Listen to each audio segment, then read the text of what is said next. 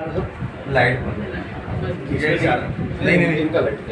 अच्छा, मैं क्या बोलूँ कि आज हम भुसावल में आने का मुख्य कारण है कि हमारा डीसीएम का मीटिंग है, और इसके अलावा आप जानते हैं कि पूरी देश भर में जो केंद्र सरकार की कर्मचारी और राज्य सरकार की जो कर्मचारी हैं, जो सरकारी कर्मचारी हैं, उनका न्यू पेंशन स्कीम के विरुद्ध में बहुत बड़ा लड़ाई चालू है। उसमें हम खुशी के साथ में एक ताकतवर यूनियन के ऐसे उसकी मुख्य के नाते बड़ा खुशी के साथ में कह सकता हूँ, लड़ाई के मामला फिर भी खुशी के साथ में कह सकता हूँ, जो सरकार के इस नीति के खिलाफ हमारा ऑल इंडिया रेलवेमैन फेडरेशन की जो महामंत्री है, ऑल इंडिया रेलवे फेडरेशन से हम लोग अफिलिएटेड है। हमारा करीब 80,000 मेंबर है। ऑल इंडिया रेलवे फेडरेशन का पूरी भारत रेल के अंदर करीब 10 लाख मेंबर्स है। उसका general secretary comrade Shivpal Mishra ji, इन्होंने एक जॉइंट एक्शन फोरम, सारे केंद्र सरकार की जितने भी संगठन हैं, सारे संगठनों को एक साथ में लेकर एक जॉइंट एक्शन फोरम बनाया। उसकी कन्वीनर हमारा जो आदरणीय महामंत्री जी ARF के, उन्होंने ऐलान किया कि किसी भी हालत में न्यू पेंशन स्कीम हमारे लिए स्वीकार नहीं है। जो 2004 के बाद में जितने भी भर्ती हुए उनकी न्यू पेंशन स्कीम हम लोग बिल्कुल हमारे लिए स्वीकार नहीं है। इसी विरुद्ध में लड़ाई करना पड़ रहा है। चिट्ठी इन्होंने प्राइम मिनिस्टर को भी लिखा है, रेल मंत्री को भी लिखा है, जितने भी कंसर्न अथॉरिटी से सबको लिखने का काम किया। अब उन्होंने ये भी फैसला किया कि सारे राज्य सरकार के भी सारे लोगों को, उसका भी आपको मालूम है महाराष्ट्र के अंदर, हरियाणा के अंदर, सारे राज्यों में जहाँ न्यू पेंशन स्कीम अभी भी है वहाँ उनकी भी लड़ाई जारी है। उनको भी साथ में लेते हुए एक समिति के रूप में बनाते हुए इस आंदोलन को बड़ा तीव्र करने का फैसला उन्होंने लिया है। जहाँ तक हमारे सवाल है, जो भारत रेल की सवाल है, हम लोगों ने 10 तारीख से लेकर 20 तारीख तक इसी महीने में एक न्यू पेंशन के खिलाफ एक सिग्नेचर कैंपेनिंग का अभियान किया था, और उसको पूरी जमा करते हुए करीब भुसावल मंडल के करीब 6,000 लोगों ने उस सिग्नेचर कैंपेनिंग में पार्टिसिपेट किया था। हम लोगों ने पूरे के पूरे रेल का इंडियन प्रेसिडेंट को मेल करते हुए, अपलोड करते हुए हमारा ये विरोध हम लोगों ने दर्जाने के काम किए। आगे ऐसी बहुत सारे कार्यक्रम की फैसला लिए हुए हैं जो हमारा आदरणीय महामंत्री जी ने, जो डिस्ट्रिक्ट लेवल पर, कलेक्टर के लेवल पर और मंत्रालय के सामने और आखिर में हमारी पार्लियामेंट के सामने विशाल प्रदर्शन करने का भी फैसला है। तारीख निर्णय करना बाकी है। अगर सितंबर महीने तक अगर इसकी कोई निर्णय नहीं होगा, आगे लड़ाई का भी फैसला जॉइंट एक्शन फोरम करना होगा। पॉइंट नंबर 2, जब भारत रेल की बात कर रहा है तो आपको मालूम है कि जो हिंदुस्तान के अंदर जो भारत रेल अगर नहीं होगा तो गरीबों का हाल होगा। आज आप वंदे भारत एक्सप्रेस, भले ही हमारा प्रधानमंत्री जी ने मध्य रेल के लिए 2 गाड़ी चलाया होगा, चाहे शिरडी के लिए और सोलापुर के लिए, हमारे लिए गर्व की बात है, लेकिन उसकी भाव इतना है, आज के दिन में भी वो गाड़ी का ऑक्यूपेंसी 40% है। तो कितने लोग उसमें हमारे जो भारतवासी जा पाएगा हमें नहीं पता। तो एक तरफ टेक्नोलॉजी की बात है, दूसरी तरफ हम लोग कितने उसमें यूज़ कर पाएगा उसकी सवाल है। तीसरी बात मैं आपको कहना चाह रहा हूँ, पिछले साल में नवंबर 22 तारीख को एक विशाल महामोर्चा हम लोगों ने खास करके मध्य रेलवे के अंदर महाप्रबंधक के सामने हम लोगों ने किया था। आप विश्वास न करो तो 20 हज़ार लोग हमारे रेल की कर्मचारी, जो 25,000 से अधिक तनख्वाह पाने वाले कर्मचारी लालम होकर उसमें भाग लेने के काम किए। क्योंकि इसलिए लिए मध्य रेल के अंदर ही केवल 28,000 सेफ्टी से जुड़ा हुआ वैकेंसी है। तो आपको पता कि आप लोग भुसावल के अंदर है, जो इंजीनियरिंग की कर्मचारी, कुछ दिन पहले आपने देखा होगा लासलगांव के अंदर जो मनमाड़ और नासिक के बीच में जो घटना हुआ, दुखद घटना, 4 कर्मचारी सुबह के समय उनकी मृत्यु हुआ टावर वायलेंस से। जीएम के साथ में हमारे भी बात हुआ तो जीएम को भी बड़े दुख हुआ। तो किसी इंसान की जान जाने के सवाल है, हर इंसान को दुख होगा।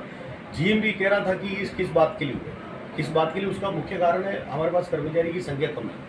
उस बात इसलिए हुआ क्योंकि जो इस तरीके से काम करते हो, जो कर्मचारी सेफ्टी के नज़र में रखते हुए इंडियन रेलवे इंजीनियरिंग मैनुअल के हिसाब से इस तरीके कोई ब्लॉक में काम करता है, तो कर्मचारी में कितनी कर्मचारी भावटा दिखाते हुए खड़ा होना चाहिए, उसके भी फुलफिलमेंट करने के लिए हमारे पास कर्मचारी नहीं थे। ये सब उसके कारण है।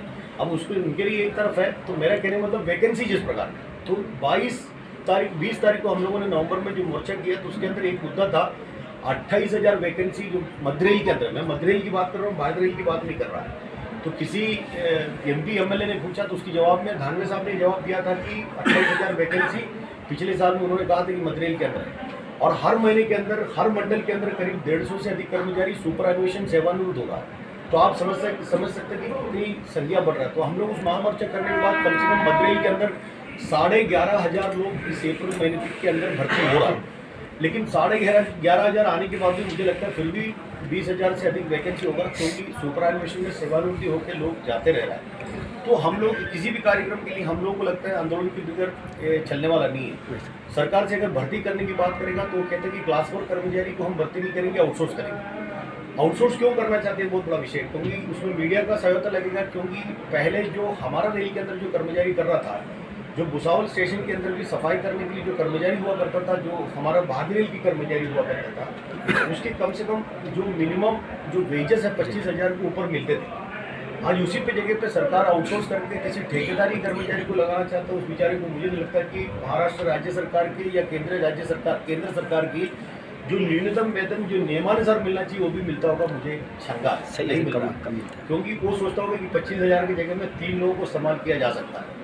जो 25,000 की कर्मचारी होगा तो सरकार को शायद लगता है लायबिलिटी है। लायबिलिटी इसलिए है क्योंकि उनको यूनियन है, उनको अधिकार को बात करने के लिए लोग हैं। वो 8 घंटे के ऊपर बात नहीं करेगा, नियम से काम करेगी। अगर किसी गरीब आदमी को लिखा पढ़ा होने के बाद भी हमारे देश के अंदर नौकरी नहीं मिल रहा है, उसको अगर ठेके में अगर नौकर बना के लगा देगा, ना अधिकार की बात करेगा, ना घंटे की बात करेगा, ना पैसे की बात करेगा, जितने चाहे उतनी गुलामगिरी करा के ले सकता है।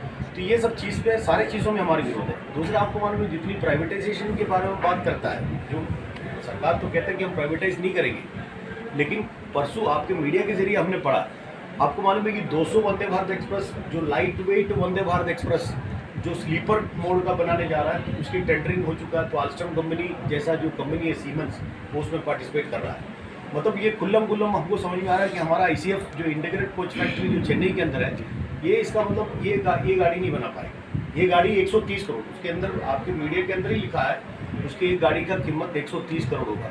तो सवाल ये कि वो गाड़ी अगर 200 गाड़ी अगर बाहर से टेंडरिंग होकर अगर आएगा, तो उसको उस गाड़ी के हिसाब से उनकी जो एग्रीमेंट के हिसाब से 10 साल से 15 साल तक उसकी मरम्मत भी वही करेगा। तो आखिर में सवाल होगा जो भारतीय रेल के अंदर जो हमारे कोच की रिपेयर करने के लिए जो कर्मचारी है, इस तरीके से अलग अलग विभागों को संभालने के लिए हमारे जो कर्मचारी है, इसका क्या होगा।